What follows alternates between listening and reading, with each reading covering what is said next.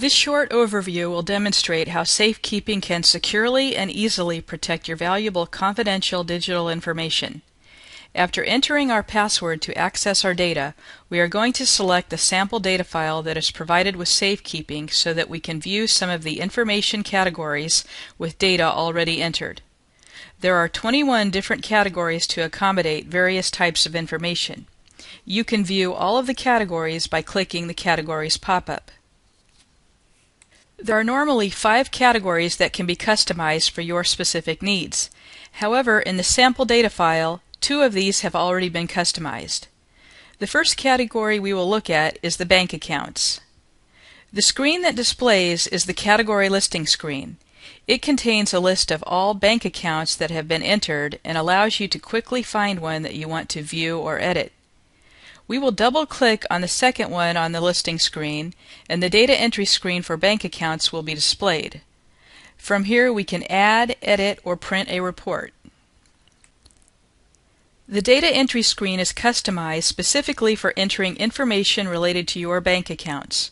For example, there are fields for entering the bank location, your banker's contact information, and online access information. Note that the password field is masked, so your actual password is not visible. However, you can click on the Show button to see the password. The Notes field is unlimited, so if you need to enter additional information that is not appropriate for the fields provided, you can easily enter it here. We can also use the left and right arrows to move to the previous or next bank account in your file.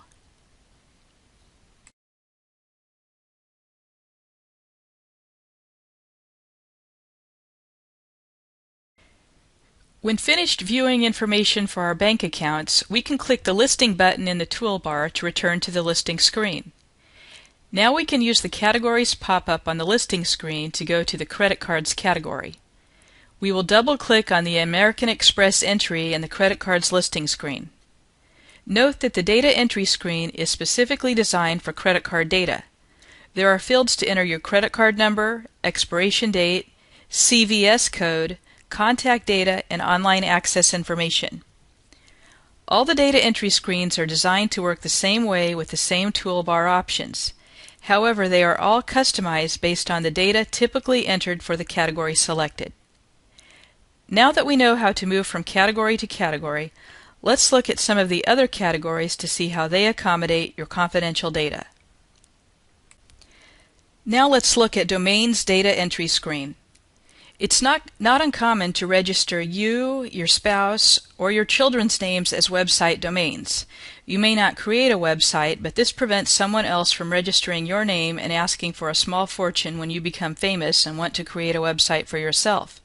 Since domains are typically registered for years at a time, this information can easily get lost and leave you bewildered when the time comes to renew it. Now let's look at the Emails category. If you are like most people, you've got more than one email and you are probably managing emails for your spouse and children. This category is where you enter this information so it's easy to find and easy to update. Now we'll take a look at Partnership category. If you have an interest in a partnership or small business company, you can use this category to keep track of payments to and from the company so that you will always know what your net investment is. At the top of the screen, you enter the name and ownership for the company. The list box at the bottom of the screen allows you to enter transactions. You can also display a transaction summary so you can see what your net investment is. The last category we are going to look at is the Websites category. The Websites category is not intended as a way to bookmark websites. It is provided as a way to maintain a record of all the websites that you frequent that require authentication by entering a username and password. If you're like most people, you've probably resorted to writing usernames and passwords on scraps of paper or in files on your computer. This is not only dangerous because it can expose your identity information, but also makes this information difficult to find should you forget it. This concludes our overview of the safekeeping application. As you can see, entering information in safekeeping is quick and easy.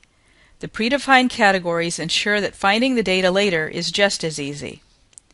What we didn't have a chance to demonstrate in this short overview is how you can customize one of the 5 miscellaneous categories to meet your needs.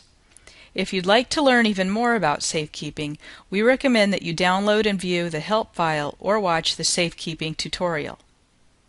Thank you for watching this video about safekeeping.